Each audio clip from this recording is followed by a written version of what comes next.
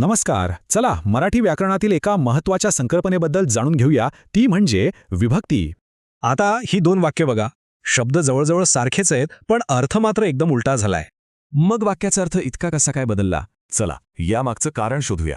सगळी जादू आहे ती राम आणि रावण या नावांना लागलेल्या त्या छोट्या प्रत्ययांमध्ये. शब्दांना लागणाऱ्या याच प्रत्ययांच्या आणि त्यांच्या कामांच्या पद्धतीला विभक्ती असं म्हणतात. हे प्रत्ययच ठरवतात की वाक्यातला प्रत्येक शब्द काय काम करणार आहे. आणि मराठी व्याकरणामध्ये विभक्तीचे असे एकूण 8 प्रकार आहेत. हा तक्ता बघा. यात प्रथमा ते संबोधन सगळ्या विभक्तींची माहिती एकाच ठिकाणी दिली आहे. प्रथमा विभक्तीला प्रत्यय नसतो. ती सहसा वाक्यातील कर्ता म्हणजे काम करणारा दाखवते. द्वितीया विभक्ती सहसा क्रियेचं कर्म दाखवते, म्हणजे ज्याच्यावर क्रिया घडते. तृतीया विभक्ती क्रियेचं साधन दाखवते, ज्याला आपण करण असंही म्हणतो. आणि षष्ठी ही मालिकी किंवा संबंध दाखवण्यासाठी वापरली जाते. आता पुढे बघूया हे कसं काम करतं.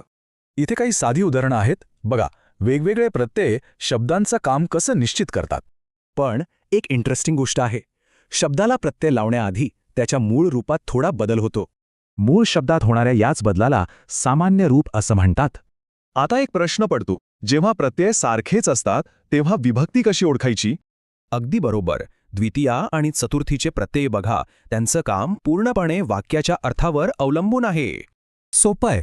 जर प्रत्यय कर्माला लागला असेल तर द्वितीया आणि दानाचा अर्थ असेल तर चतुर्थी. म्हणजे विभक्ती म्हणजे फक्त प्रत्यय नाहीत, तर ते मराठी वाक्याच्या रचनेचं मूळ आहे. विचार करा, जर विभक्ती नसती तर आपण इतके नेमके आणि गुंतागुंतीचे विचार मांडू शकलो असतो का?